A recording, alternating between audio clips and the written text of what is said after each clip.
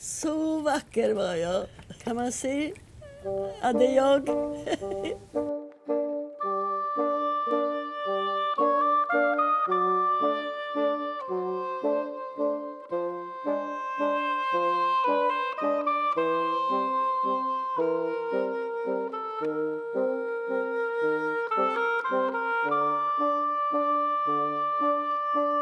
Sörjer väldigt mycket att jag inte har en bild av min mamma.